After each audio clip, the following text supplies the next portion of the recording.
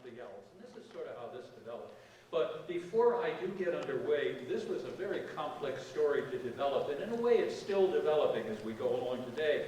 And so I owe a lot of people a lot of thanks. And since we are documenting this, I feel as though we really should call attention to it. To the Narragansett Historical Society, to Rudy Hempy, the Peacedale Library, and Jessica Wilson, and of course the South County History Center, and Erica Luke. To the New Haven Railroad Technical and Historical Association and the Railroad Archives at the University of Connecticut, and to the Rhode Island Historical Society. And I am so glad that retired URI professor Frank Hepner, the author of Railroads of Rhode Island, and a man who literally grew up around railroads and has enjoyed a lifetime relationship with trains literally around the world. I'm so glad that Frank made it tonight. And by the way, although this particular book isn't out there, you should read his book, The 70-Year Train Ride. Frank and a number of dedicated folks were responsible, as you may well know, for saving the Kingston station some years ago, and we really owe them a debt of gratitude for preserving that treasure.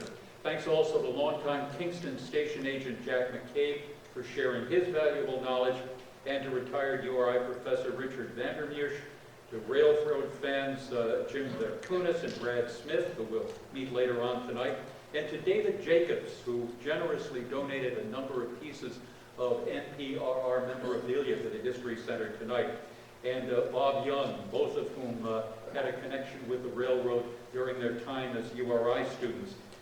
They had a chance to get some hands-on experience with the railroad in its last day. And also, finally, a special thanks to photographers Armin Kasowski and Ross McClendon for digitizing and editing some of the images that we'll see tonight. And with that, let's board and get underway. Let me start out by telling you a little bit about how railroads got here. They really came to Rhode Island back in 1835 in the Providence and Boston line that had started operations a few years earlier to our north, started to work their way down here. Providence was served at first by the B&P station over at India Point. You'd get off the train and you'd have to cross over and get on another station in South Providence if you wanted to continue to a railroad that had been built by the Providence and Stonington in 1838. And that's the one that comes down this way. But getting to New York was still going to be a complicated process for a number of years, because in the early 19th century, for example, if you wanted to get from Boston down to New York, you either went by water around Cape Cod, probably not very comfortable or safe mode of travel for that matter, but you also could take a series of stagecoaches. That wasn't so great either. But the railroads were spreading west from Boston, and they began to come down all across New England, and the Rhode Island routes eventually did reach New York. Now, even before the line reached Providence, it had merged with the Providence and Stonington, and they became the New York, Providence, and Boston Railroad. How did they get there? In Stonington, they had to get on a steamboat for a more comfortable ride down the inner part of Long Island Sound to or from New York. With the arrival of the industrial age, Providence had also become a manufacturing hub. It made the railroad especially important to the state, and so the impressive 1848 Union Station, designed by a young Rhode Island architect, Thomas Teff, made a statement that Rhode Island was on the move. By the way, the Union term was applied to stations that served more than one line, and of course that one did. So over the next 50 years or so, more than 3 dozen railroads would set up operations around the state. They were all transporting freight. Most of them were carrying passengers. Some were little tiny branch lines, like the Wood River Junction, for example, and our own Narragansett Pier. They all would fade away, either swallowed up by the seemingly insatiable appetite of the New York, New Haven, and Hartford, or simply going out of business. Seeking the easiest and most direct route, the mainline railroad, by the way, bypassed both the villages of Wickford and Kingston, and the decision to build in West Kingston plays a role in their story. Now, our story is a tale about the railroad's brainchild of the member of one of Rhode Island's oldest families, a prominent mill owner by the name of Roland Gibson Hazard. Now, he had originally built his railroad to serve the needs of his own business, but in the process, he managed to create a sometimes quirky and, for a while, modestly successful short line that survived from 1876 until it was officially abandoned in 1981. The Hazards, as we probably know in this room, were among Southern Rhode Island's elite. They were descended from Thomas Hazard. He got here from New England around 1630. He was one of the original founding settlers over in Newport. Roland Gibson Hazard was the third son of Roland Hazard and his wife Mary Pease, hence Peacedale. By the time Roland G. was born in 1801, the Hazards had made their mark as one of the major landowners in New England. They were known as we heard from Christian McBurney, the Narragansett planters. And at one time, they owned about 1,000 acres. And to put that in perspective, that would encompass the villages of Peacedale, Wakefield, all of Little Point Judith Neck, and much of the land where Narragansett exists today. So needless to say, young Roland G. was born with a silver spoon in his mouth, and he got a very successful private education. And by 1819, he had taken over his father's Peacedale Manufacturing Company, along with his brothers Isaac on the left and Joseph on the right. Now, the Hazard brothers significantly grew the business. They developed a lot of business down south. And Roland G., following his observations during the business travels and seeing the plantations down there, remember we still had slavery here in Rhode Island, but not on the scale that they did down south.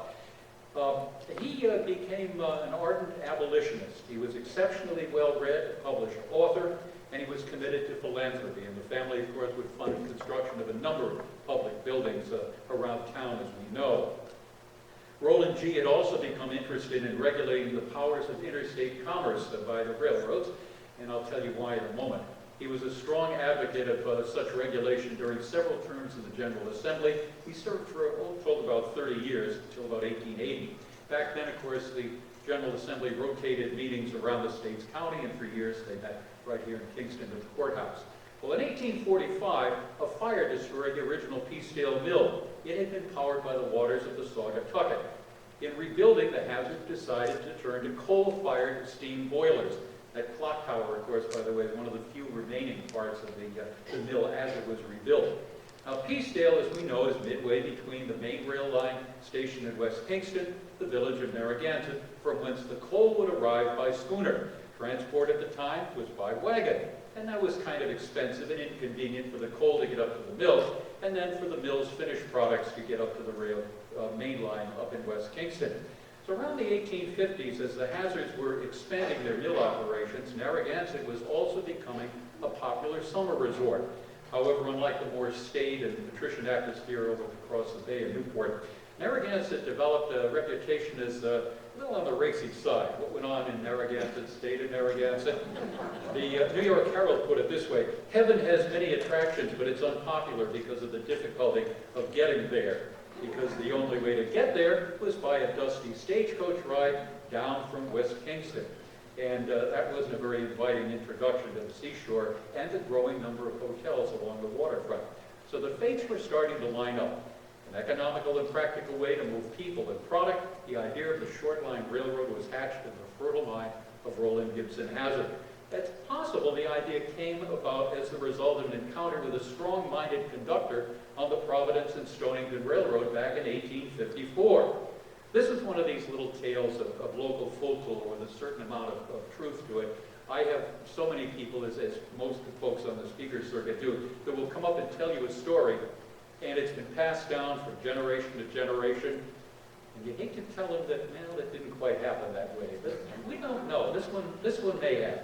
Because Roland was in the habit of buying bunches of tickets in advance for his regular travels to New York. Saved time. Unfortunately, the tickets were date stamped, and one day he got on the train at Kingston, handed a ticket to the conductor, and the conductor was, sorry, this ticket, it's no good, it's outdated. Well, Roland was not happy. He asked the conductor, do you know to whom you are speaking? The conductor didn't care. He said, pay up or get off at Westerly. Well, by coincidence, the president of the Providence and Stonington line was on the same train. The conductor went off and he brought back his boss, Captain Charles Williams. And Williams told Roland Hazard the same thing. Get a properly dated ticket or get off. Hazard said no, and he was put off at Westerly, and he missed his steamboat connection to New York. Well, shortly thereafter, Hazard used his position as a state legislator to pass for tighter regulations on the railroads. He won his point, much to the chagrin of the railroad owners, but little would he know that it would go back to haunt him. However, he would also also use that same influence to protect his own interests as a railroad owner. Well, by this time, the elder Gibson had retired from the active operations of the mill, turned over the business to his two sons, Roland and John. Now, if you know anything about the Hazards, you will know that there's a particular quirk about the family. For years, they would always have one son named Roland, and it was either Roland Gibson or Roland Hazard with a number after it. And so it's kind of challenging. There's a couple of wonderful family trees out there, but boy, you got to do your homework. It's like following a racing chart at times. But anyway, in this picture, Roland G. the elder is the gentleman that's seated there. His son Roland, most associated with the railroad, is standing over there at the right. And Roland G. the second is standing at the left. He died rather young at 1918. And Roland the third is the little boy down here. Roland the second did follow in his father's footsteps. He served in the state legislature. He kept his hand in the mill and the railroad. He was also a philanthropist, and he did fund some town buildings in Peacedale. But when it came to business, the family was tight with the dollar, as we're going to see. Roland's number two's brother, John, is right over here at the right. Now, he was a retiring gentleman by nature, not a particularly assertive leader, but he did serve as the president of the mill for 25 years and also as president of the railroad from 1875 to 1900. The elder Hazard kept his finger on the railroad's pulse until he died in 1888.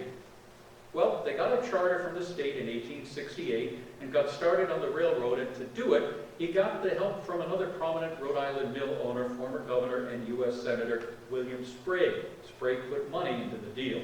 Surveyors quickly laid out an 8.5-mile right-of-way from the main rail line through Peacedale, past the mill into Wakefield, ending at a pier at the southern end of Narragansett Village near the steadily growing number of oceanfront hotels. But before construction could get underway, the financial panic of 1873 destroyed the Sprague family's position in the company, and the Hazards had to go it alone.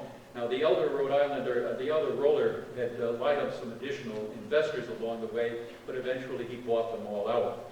So here's a pair of period drawings that show a little bit more detail to the key points of the route as it passed through the villages of Peacedale and Wakefield and terminated at the shoreline. You can see how the railroad curves back and forth, and this is going to lead them to some problems down the line. No pun intended. A prominent part of our story is this gentleman. In order to minimize the grade on the roadbed, it was decided to bypass the village of Kingston. This was a big deal, obviously, because first of all, it had been avoided by the mainline railroad earlier, and now this was its kind of sort of last chance to get on the map, because it still had a very important role to play in southern Rhode Island as the county seat. 1850, a road connecting the three key villages had been completed. That would be Route 108 today, but a train station would be a big deal. So the Potter family, who were another of the county's elite, got involved. Prominent Kingston resident Elisha Potter Jr., whose family home is just down the road there in Kingston Village, strongly lobbied the Hazard and made a substantial contribution towards raising about $15,000. That would have covered the cost of running the railroad right through Kingston Village. But curving around Teft Hill allowed a lower grade and a more convenient and less costly routing. So the NPRR stockholders said to the villagers' proposals, and it launched a bitter feud between the Hazards and the Potters that continued for years. Well, construction, on the other hand, continued according to plan. The laying of the track bed moved along smoothly. That panic in 1873 had set things back a little bit, but the Hazards, as we said, took on the bulk of the debt. They did get a number of small investors, and you'll see a couple of stock certificates that have survived. By April of 1876, the construction of the line was well underway, and according to company records, at the time of the second annual meeting of the road's board of directors, the Boston-based Sullivan Company had managed to rush the road to completion in a final 6-month dash. And meanwhile, the Hazards were sprinting at every turn. A classic story revolves around the contracts for the company's locomotive and passenger cars. And that was recounted in the only book to be written about the railroad. It's called A Short Haul to the Bay. It was originally privately published. There are still a few copies around here and there. Written by a fellow by the name of James Penwood, Pennsylvania, who had absolutely no connection to Rhode Island and no connection to railroad, but he just got interested in the subject. Well, the Hazards had ordered rails, ties, other items, but the company records indicate they had to make a mad dash because they forgot a few important items, and that included rolling stock. It wasn't until the mid-May of 1876 they rush ordered 2 passenger cars from the Osgood Bradley Company up in Worcester. Now these, right up until the middle of the 20th century, these were big railroad car makers. The Hazards, of course, wanted only the best, like the big railroads, so they said, give us a first-class passenger car. We want the latest Westinghouse air brakes. It was going to cost $3,700. Well, they didn't want to spend extra money to have things like water coolers, lighting, or bell cords, you know. They did get those, but only after some frantic haggling over prices. The candles, by the way, cars were lit by candles, and they had hard wooden seats. They'd only go so far. They weren't luxurious, but they weren't expensive either. And they also ordered a combination of baggage and passenger car. Now, remembering the original purpose of the railroad to deliver coal to the mill, they had forgotten to order coal dump cars. So they had to order a half a dozen of those from Osgood Bradley. They paid $280 a piece, which was a pretty good amount of money. Images of those haven't survived, but they would have looked like this museum piece. Unfortunately, the company did order a little hand car for the right-of-way maintenance crew, and boy, were they going to see plenty of use for it as it went along. But they forgot one other thing. Believe it or not, they never ordered a locomotive. Well, lack of regular railroad operating experience, they were still up in the clouds. They didn't even know what kind of motive power they needed, but they did know they didn't want to pay a lot for it. It would have to overcome that slight grade along the route, would have to haul a couple of heavy passenger cars and a number of freight wagons. Well, the most popular locomotive at the time was what was known as the 440 American. I mean, it had 4 leading wheels, 4 driving wheels, and nothing behind until it got to the tender. They contracted with a well-known locomotive maker, William Mason, up in Taunton. A 28-ton engine with Westinghouse air brakes was going to cost $8,000. And all right away they started harassing, well, we want a little extra, we want additional pumps, we want even flag stands on the front of the locomotive. But the Mason company wrote back and said, hey, you're already getting a cut-right price, no more additions. The locomotive arrived, it was named the Narragansett. It was customary back then to name locomotives and giving them a number as well. And the Narragansett arrived just in time for the road's official opening, but their comic book tale continues because they forgot to build a station in Peacedale. For $1,500, one was quickly erected, but it was so well built, as we know, it survives to this day. They also hadn't bothered with other little things like switch locks to keep the switches staying open or closed, baggage trucks, and they cut corners on rails too. They purchased used rails from the old Stonington Railroad. They were lightweight. They had to finally take them out and put them on sidings when the line was forced to lay down heavier and more durable and more expensive rails on its main track. A flurry of frantic letters was running back and forth between Peacedale and their suppliers, and eventually they got everything in time. And when it was all said and done, the price had gone from $100,000 to $136,000, and the Hazard had to negotiate a personal loan to cover the added expense, but they paid it all back. At last, the line was completed, ready for operation July 17, 1876, and from the Henson Station in West Kingston, where it met with the mainline railroad, the first train of 2 cars was pulled by the Narragansett, steamed around Teft Hill, past the little Gould Crossing Station on Curtis Corner Road. That's right around where the middle school building is, and then across a trestle bridge into Peacedale. And here's the look at how the portion of the line was laid out in the 20th century, as it was shown in a 1974 issue of Model Railroader magazine. For anybody who loves model trains, this would be a heck of a train layout to build. The tracks passed above the mill complex, as you probably know, and into the new Peacedale station. They also had freight handling and service facilities there. And note that there were several turntables along the route. These were not heavy duty. In fact, they were hand operated. These used to be called Armstrongs because it would take the arms of several strong men to turn them. They could handle 25 to 30 tons at the absolute top, which would be just about the size of one of those engines. Turntables were at West Kingston, right at the turnoff of the rail yard, and also at the Narragansett terminus, and later on they had one in Peacedale. On the left is the remains of what's at Kingston. The turntable was removed years ago and filled in. If you go, this picture dates, this is one that Bob Young was kind enough to give to me.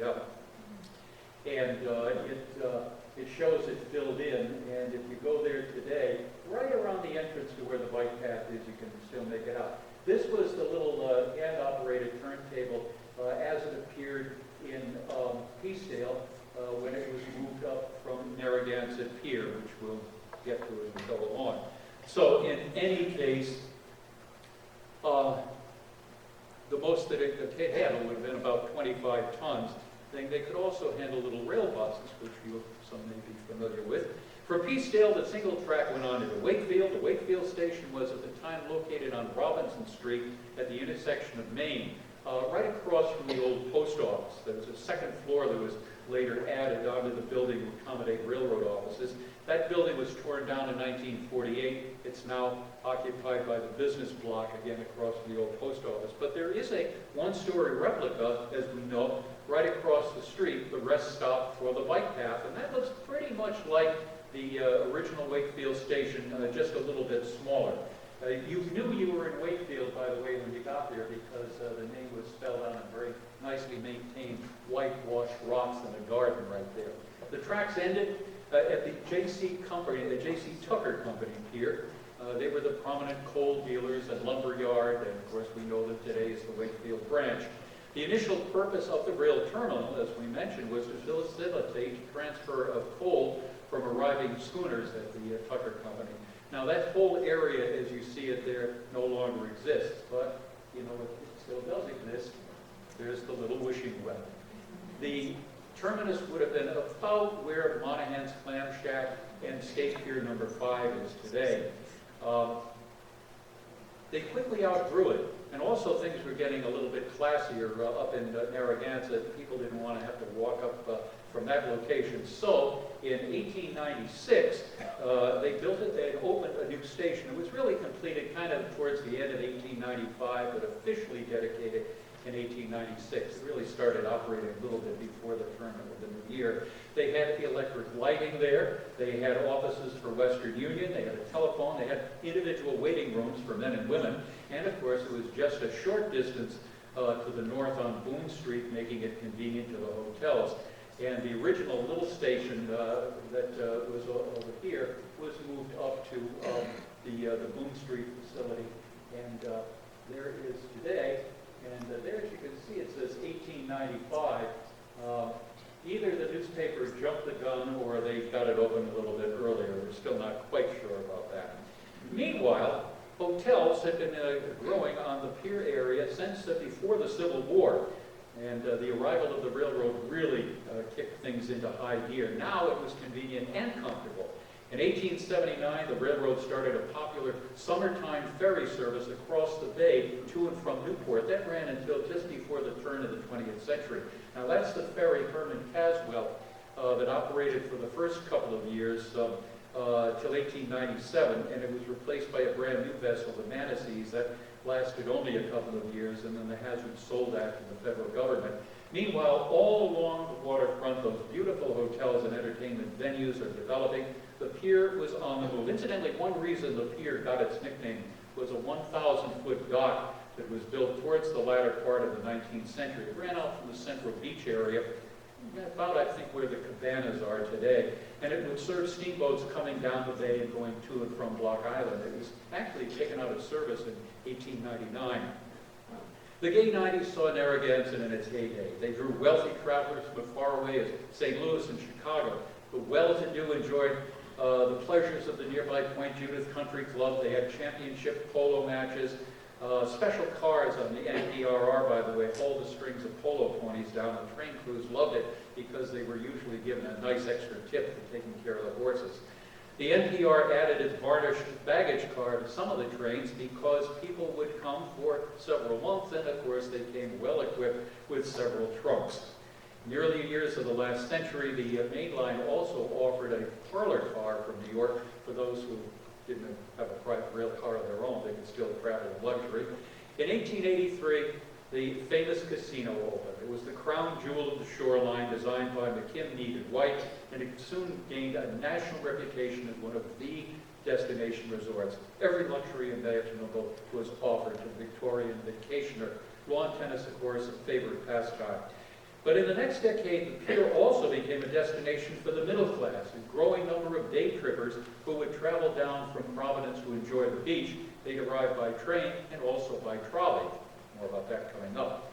But in September of 1900, disaster struck. The luxurious Rockingham Hotel was destroyed by a fire that spread to a number of buildings, including the famed casino.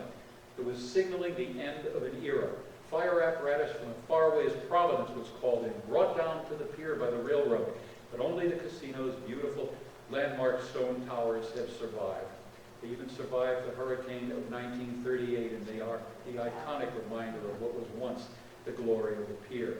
Well, meanwhile, although never really a moneymaker, the NPR did turn a modest profit for about 20 years or so. And even the New Haven Railroad cashed in by adding special Narragansett cars from Providence to its regular trains at the end of the business day to bring down commuters. And the NPR slowly invested in additional rolling stock, always with the bottom line in mind. And in 1890, the company records said they carried more than 100,000 passengers. It's pretty good. The railroad had a long-time mail contract with the Postal Service, although they regularly complained that it cost them money from the outset. In 1891, the company was earning $50,000, in excess of 5%, and they started giving back small dividends to the shareholders. Fortunately, they were not many shareholders because the dividends weren't very big either.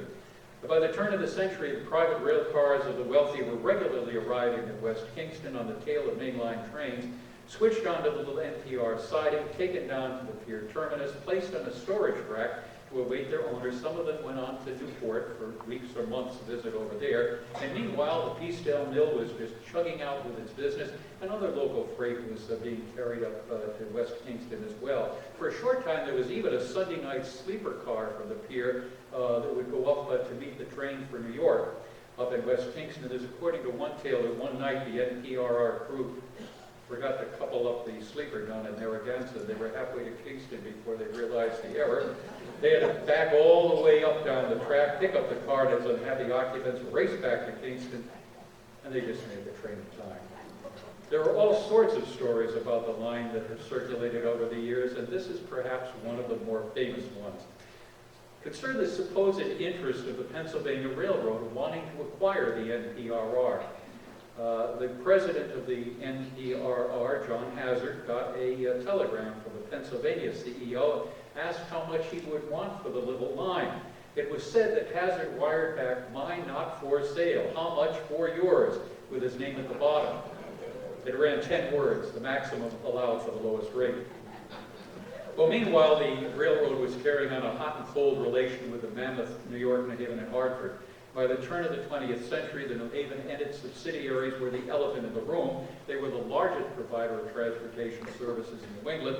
Often the little lines, trains arrived late in West Kingston, and the larger line had to delay departures while they waited for the NPRR to get up to the station. That never went over well. And also, oh, by the way, the Hazards kind of late in paying their bills to the New Haven. President Hazard was known to slip the bill at the bottom of the in tray. That may have worked with the mill, but the railroad didn't look kindly on that at all. Meanwhile, as the 19th century rolled into the 20th, the electric trolley service in Rhode Island began to grow rapidly, quickly extending out from Providence to all points, and also starting in outer areas and working their way up to the city. Now, one of the better-known suburban lines happened to be the Seaview Electric Railroad. It was opened in 1899. It was established by a prominent Wakefield man by the name of William C. Clark. He was a pharmacist by profession, came from a well-to-do family. And he went to Canada, and he saw the trolleys there, and he also saw the use of electricity. And Clark came back, and the first thing he did was build an electric plant in Narragansett and provided electric power to the hotels and some of the homes, and also extended it over to his house in Wakefield. And then he discovered that trolleys could run on electricity, and he bought out the a charter from a group of men who originally had planned to build a trolley line from Westerly. They wound up going the other direction to Connecticut. Meanwhile, their little Steepview electric railroad managed to stay alive for just barely 2 decades. They ran from its Narragansett beachfront station, right about across from where the North Beach Pavilion is, following the coastline up to East Greenwich and connected with cars to Providence. Now, the story of the Seaview is subject of an entertaining tale in its own right. I share that in another talk. But it does have a significant Narragansett Pier Railroad connection because at first they had a symbiotic relationship.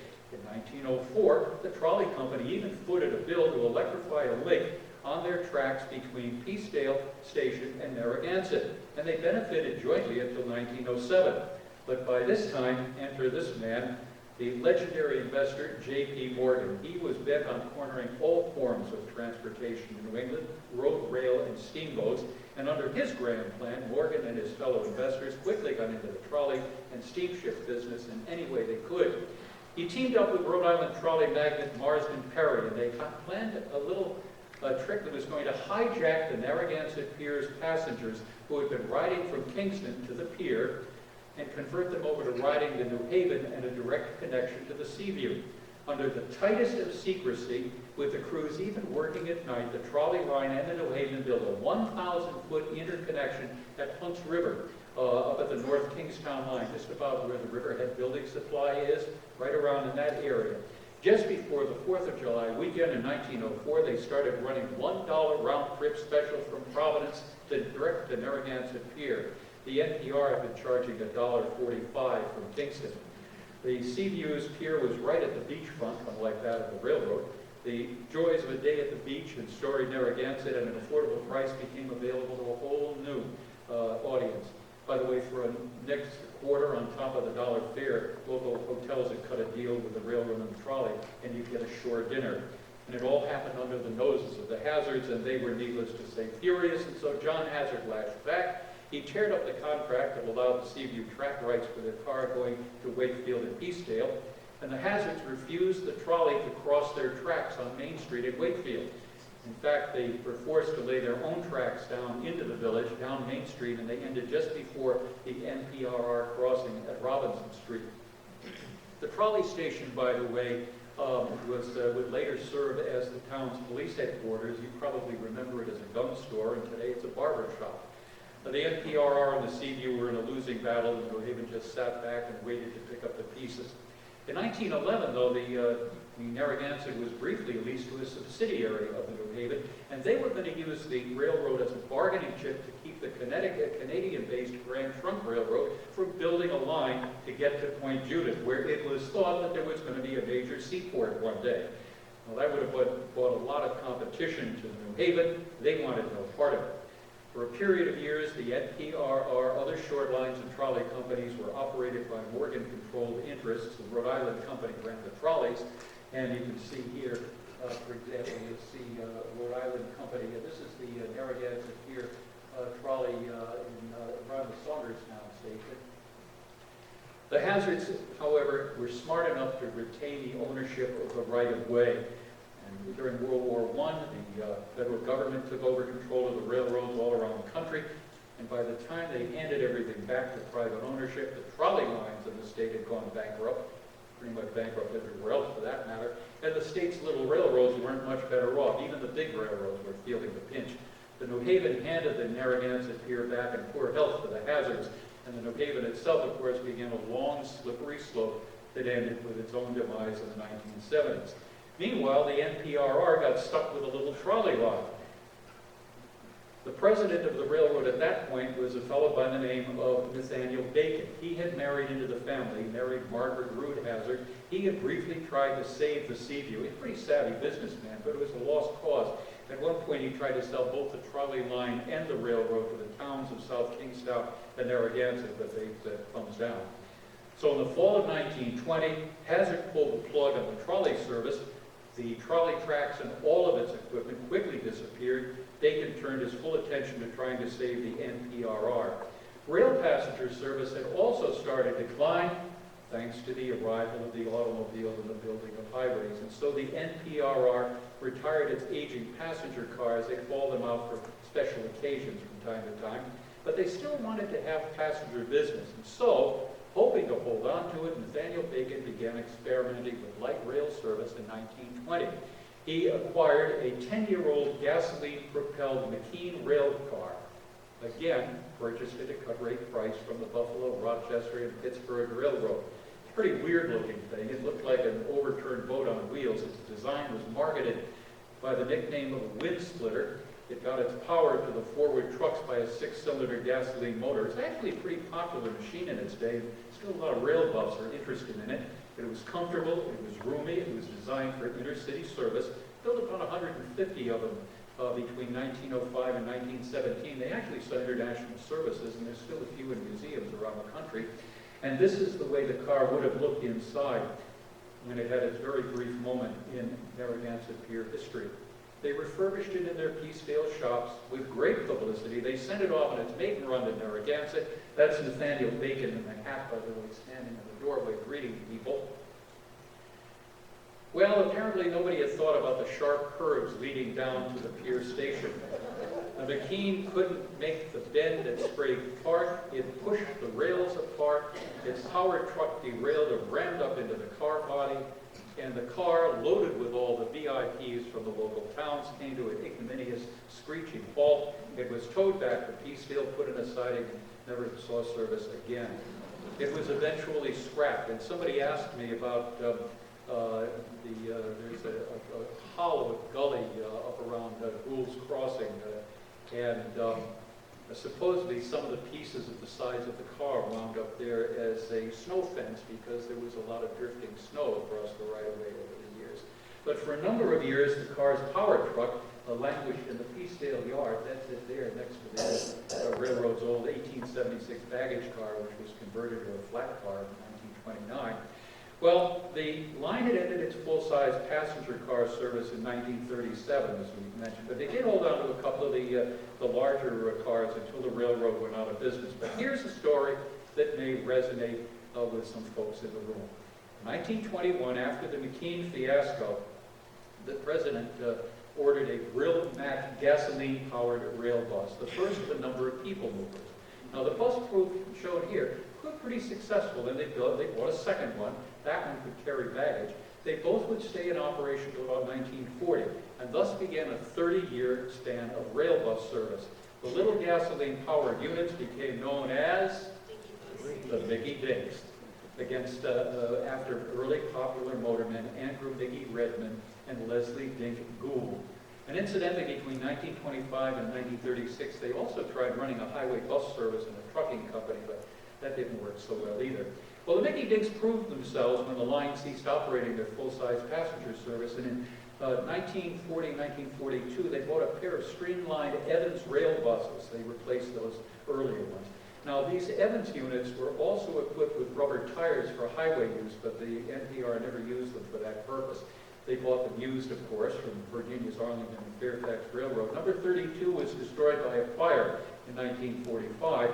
Here's number 35 outside Kingston Station, and it actually lasted until it gave up the ghost in 1952. And then there was one, and this is the one that many of you might know.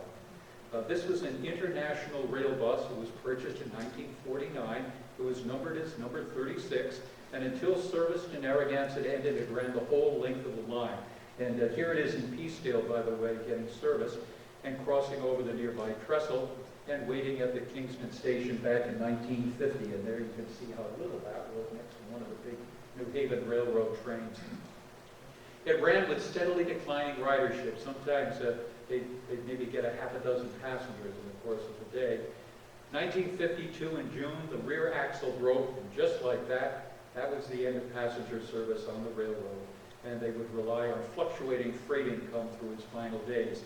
So let's go back in time. We'll follow another track in our story. 1923, the Hazards took a plunge.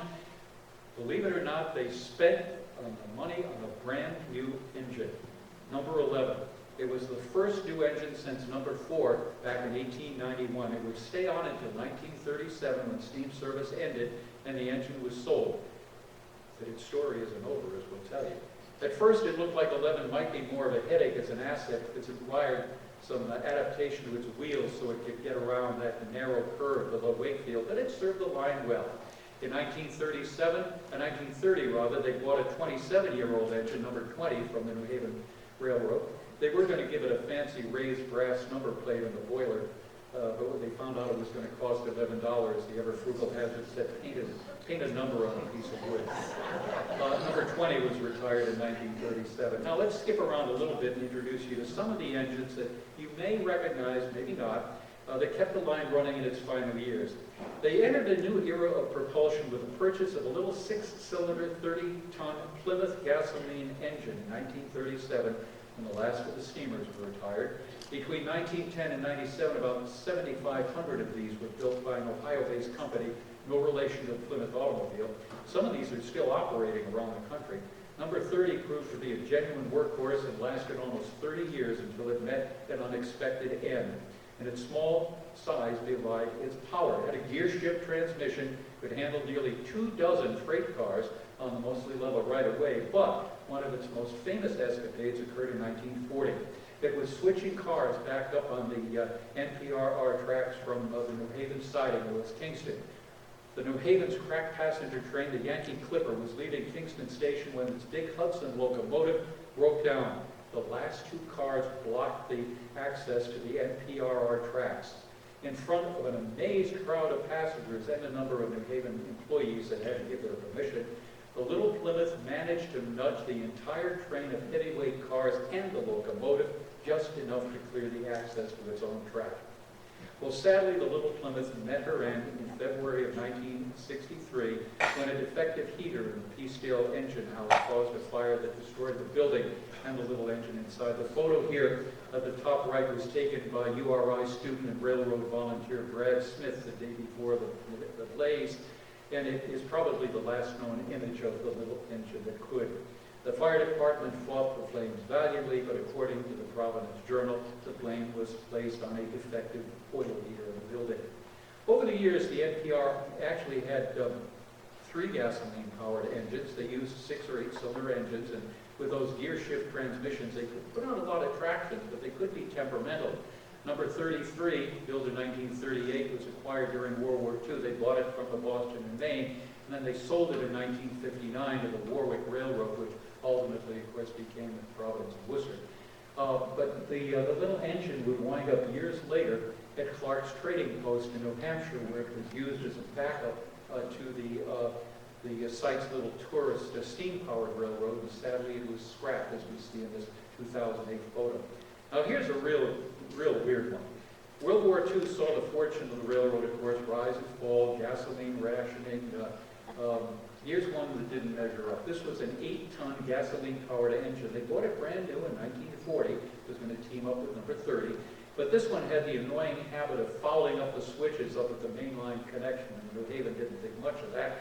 So they said, get that off our line and don't let us see it again. It was put on a flat car and sent back to the manufacturer within a year, hopefully before the warranty ran out. 25 engines served the line over its years of existence, but they never had more than a few engines in service at any time. World War II bought them some more time. Gasoline rationing, increased commercial and military traffic, but right after the war's end, the rating came back to the company's books and stayed there until the end. And here is where the modern era begins. In 1946, the Hazard family, who had already sold their mill years ago, finally decided it was time to call it quits of the railroad. They had sold out to the person of Royal Little, an astute Rhode Island businessman and a summer resident of Narragansett, who went on to become the founder of Extra, one of the nation's first major conglomerates. This family trust, known as American Associates, paid $25,000 for the railroad. That's about $385,000 today. Little was maybe looking at the investment as maybe an early experiment in corporate diversification. But this is an 1896 stock certificate from the collection of David Jacobs, who, as I said, generously donated this and a number of other pieces of memorabilia to the South County History Center. And what's interesting is if you look at the back of the stock certificate, you'll see that that was transferred to American Associates, and it was witnessed by a member of the Potter family. talk about how history weaves itself in and out. By the middle of the 20th century, the days of the NPRR were numbered. American Associates sold the remains of the railroad in 1952 to the Wakefield Branch Lumber Company. They were a principal customer at the time. They paid $12,000, about $135,000 today.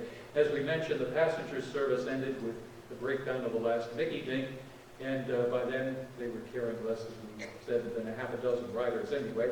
2 months after the purchase, citing a lack of use, the lumber company got permission from the state to tear up about 2.5 miles of track between Narragansett and Rodman's Crossing in Wakefield. Now this is the track down around Point Judith Road just before it was taken out, and the Narragansett Boone Street station after the tracks were removed. And then the lumber company went on to run between Wakefield and West Kingston. They did spruce up the appearance of the equipment and the remaining right-of-way. In 1958, they bought a new 235 horsepower General Electric diesel engine, that's little number 38.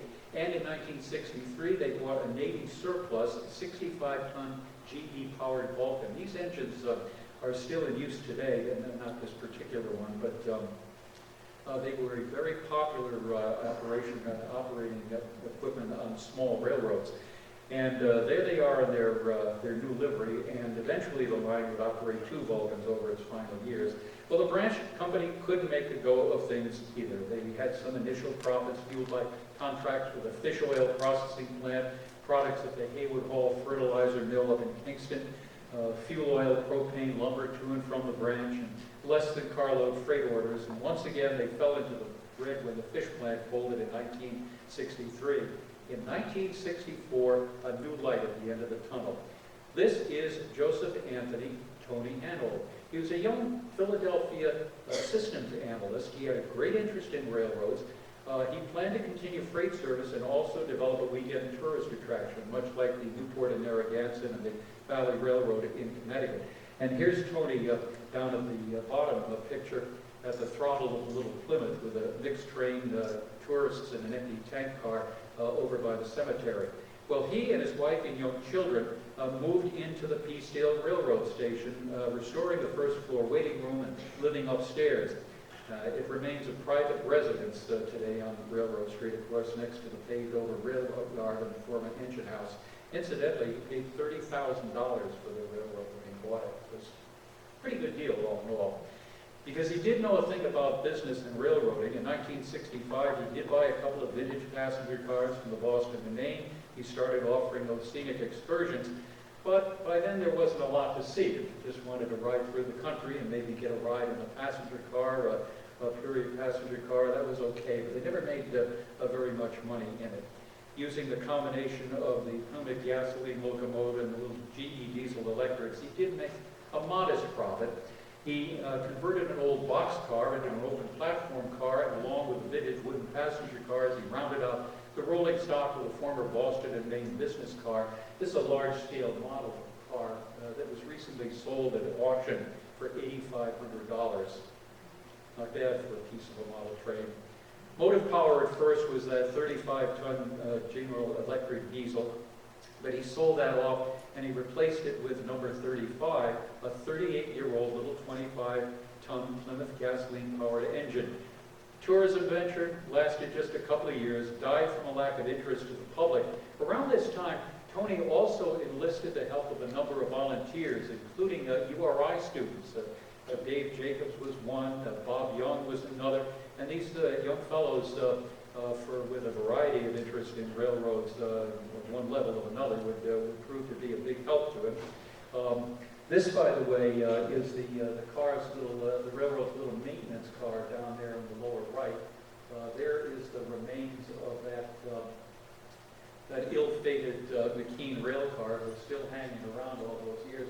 Here's Tony dressed up wearing a mustache for a tourist ride. By the way, he had railroading in his heart, and when he sold the railroad, he went on to operate the Bath and Hammondsport up in New York State. Then he moved his family to Maryland. He bought the little Maryland and Delaware Railroad. That continues to operate, by the way. In 1986, he developed a 155-mile-long Arkansas and Missouri Railroad and finally retired in 1998. He passed away just last year, but what a career he had in short-line railroads. So in 1969, he sold the railroad to Dr. Joseph Miller, a Newton, Connecticut dentist and railroad buff. He came from a wealthy New York family. He didn't make all of his money by fixing teeth. But Dr. Miller loved trains, but he knew nothing about actually running a railroad. But he loved to play engineer. And he would come over from his home in western Connecticut along with some friends to run a steadily declining operation. And one day, he showed up with this little Toyota that had been fitted with flanged wheels for use as a section car. Now, Pete Burgess from Wakefield had been running the operations on a day-to-day basis. He took one look at that car, which of course did not have a steering wheel, and he felt that would be worse than running over the Peacedale trestle with a locomotive hauling tons of lumber, and so it sat in the yard of Peacedale. By the early 1970s, the sole assets were two locomotives, a caboose, which they had acquired back in 1943 from the Pennsylvania Railroad. There was a combination passenger baggage car that sat on the siding in Peacedale. A Stonington, Connecticut rail fan of Dr. Miller by the name of Jim Bradley also stowed his private observation car. It was a former Canadian Northern car in Peacedale. A few outbuildings along the line, the tracks between Wakefield and West Kingston were slowly being overcome by greenery. Here's number 40 on its way down, and you can see that the tracks are just getting steadily worse and worse and worse. By the end of the 1970s, Dr. Miller had also enough, and he put the line up for sale for $300,000. Well, didn't quite get that much money. A couple of Illinois businessmen planned to use the line as a school for railroad engineers. They had actually put up a deposit, but they couldn't come up with the financing, so nothing came of it. And by then, the only people left running the railroad were Pete Burgess and Orrin Kenyon III. Does the name Orrin Kenyon ring a bell? Well, he was the original station agent in Wakefield for the railroad, and he came from the Kenyon family. Once again, Rhode Island at its best. Well, Pete had been involved with the railroad for a number of years as a young man, so as we said, he took over the day-to-day operation, and along the way, he gave the Vulcan locomotives a new bright red paint job. One positive outcome of the Miller year was that he brought back Engine 11 from the Bath and Hammondsport in New York State. You might have heard about it from Tony Hanold at the time, but we don't know that for sure. But Miller said, we said, he knew nothing about railroads and certainly nothing about restoration, so he stuck it in the train shed, and that's where it stayed, partially disassembled. Didn't come with a tender. It wouldn't be missed anyway because it wouldn't run at all, but there's more to the story coming up. A major landmark in the Peacedale area, and of course the major economic benefit to the town, was the Peacedale Trestle. And at the end, only the gondola operating facility, that was the only operating facility of its kind in the area. So highway rock, salt, or sand could be dropped from gondolas directly into trucks below. But in the 1970s, the safety was questioned of the operation. The state inspected, said, all right, you can keep going with it. And finally, it lasted until the line ceased operations. Through the 1970s until the end, Pete Burgess ran the operation with a number of help from volunteer rail fans, as we said. There's Pete again in his conductor's uniform, donned for the summer excursion train. In 1976, he did hold a special event to observe the line's 100th anniversary. He was quite a banjo player, guitar player too, by the way. He entertained folks that day. But by this time, the line was definitely not very scenic, but those present still celebrated. Burgess would go on to establish the highly successful Seaview Railroad that now operates under the Newport and Narragansett Bay Railroad Company. The Seaview's 14 miles of track serves the steadily expanding Quonset Business Park. Pete sold that line in 2012. He passed away in North Carolina 2 years later. Finally, the owner of the mill complex, Anthony Gariello Jr., stepped in. He bought the remaining assets of the line. He briefly lived along with a little bit of freight service, but it came to an end in 1981 when he pulled the plug. And in the summer and fall of that year, they tore up the tracks from Wakefield to West Kingston. The landmark Church Street Railroad trestle in Peacedale was taken down. The two trestles over Kingstown Road at the Peacedale Flats area and Rocky Brook, along with the bridge over the Saugatucket River, were all demolished. Two GE-powered Vulcan engines, number 40 and 42, were sold to the Ontario Locomotive Works in Canada, and they were shipped off. The Vulcan on the right, number 40, wound up on the Yancey Railroad in North Carolina. It was finally scrapped, and you can see here that its final remains lying in a field down in North Carolina. Number 42 was sold with cement works by the Canadian company. Its final fate is unknown, but it was most likely the scrapyard. But meanwhile, over at the Seaview, Pete Burgess had acquired a pair of out-of-service Boston, Maine 44-ton GE Vulcans, and he assembled a hybrid out of various parts that saw brief service at Quonset Point.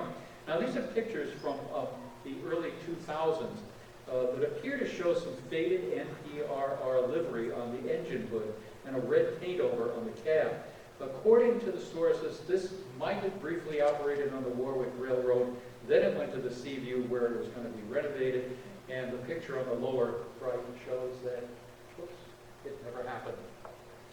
And here is the NPR's sole caboose up at Kingston before it was shipped off. Today the caboose is owned by the Valley Railroad in Essex, Connecticut. It is shrink-wrapped. It's awaiting future restoration. One of the line's passenger cars was acquired by the Strasburg Railroad in Pennsylvania, restored as a 19th century coach, but there are folks who will take exception to the way it appears because that was not the way it looked at the NPRR. An NPRR vintage passenger car and the parlor car that was owned by the late Jim Bradley went on to the tourist railroad over in Aquidneck Island. And for a number of years now, they've been out of service while the tracks have been restored, heading back down to the little station down in Newport. Last year, several teenage vandals got into the cars, and they did substantial damage to the cars and one of the line's engines. Fortunately, they were caught. They were arrested. Restoration is underway, but here you can see the interior of the handsome car. It's quite a, hopefully they will get things running over there and take a ride out. Their dinner train is running, by the way. Here's an end to the rainbow. The NPRR's beautiful engine number 11, operated from 1923 to 37, has a new lease on life. It left Peacedale in 1937, went to New York, came back until 1949. The NP&H stored it until 1955.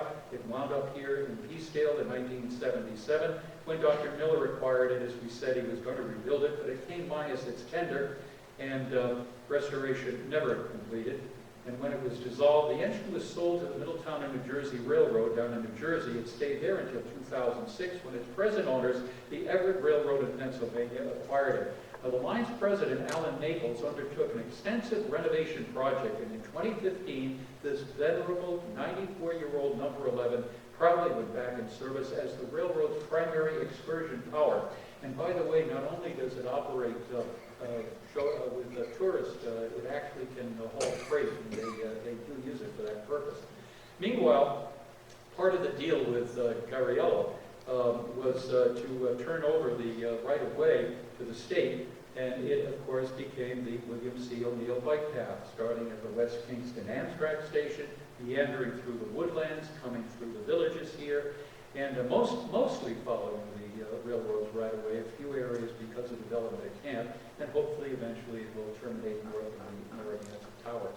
The story of the Kingston Station, that's a whole tale in itself. We have to save it for another time, but thanks to the efforts of the grassroots friends of Kingston Station several decades ago, it was rescued from destruction. And if you want to read a story, which is a pretty dramatic one, you have to read Frank Kepler's Railroads of Rhode Island, which is on sale in the lobby tonight. Shameless promotion. In a cooperative effort that really did involve federal, state, and local support, it continues to serve as an Amtrak stop. It actually was moved at one point to accommodate the higher passenger platforms for Amtrak. Now, recently there is another grassroots effort to preserve and restore the adjacent wooden signal tower. That story continues to unfold. Who knows? The NPRR's Peacedale Station on Railroad Street, as we said for many years, a private residence, still carries itself with a proud look of its former life. It's surrounded by a couple of storage buildings, the larger of which is the former engine house. The Boone Street Station survived because, like many of its structures, it had strong bones. Here it is in 1974, and just a few years ago. The handsome building housed a well-known laundromat and businesses, and in 2020, it was acquired by Lindsay and Christina Holmes, who in partnership with their longtime friend and builder, Mike Virgilio, the fellow in the middle here, have undertaken a total restoration of the building to its former glory. Now, I've been inside. It really is a very solid and handsome structure. Trains, of course, will never stop here again, but it is going to live on as a combination of residential and commercial property. Although slowed somewhat by the pandemic, it's proceeding apace. If you haven't been down Boone Street, drive by, take a look. It's beautiful. Now, just to show you that the NPRR also lives on in some other ways, I mentioned the Model Railroad article. Here's our friend Brad Smith. As a young man, had the opportunity to spend time around the railroad, and it fostered his lifelong interest in trains. An avid model railroader, he's now retired, he lives in the Midwest. The NPRR is alive and well in small scale. Now there's his Model 38 engine on the left, and that is in G scale, but this one is really neat, as you can see. There he is sitting on number 40, holding a consist on a large scale layout. What fun that would be. Well, within the time that we've had tonight, we've been able to share only a few highlights in the colorful life. There's probably a lot more stories about the people and the trains themselves. From the initial vision of the hazards to the men who built and operated the line from its heyday to its swan song, and of course to the generations who rode its rails. Today, the once proud and feisty Narragansett Pier Railroad lives on only in the mind's eye of those who can recall the mournful wail of the steam engine as the little engine led its string of passenger cars to and from the bay, or in later times that sharp bleat of the diesel engine horn atop a stubby little locomotive shoveling the train of mixed freight, a far cry from the lofty dreams of the hazards and the golden age of the railroad. Thank you for letting me share a ride with you on it tonight.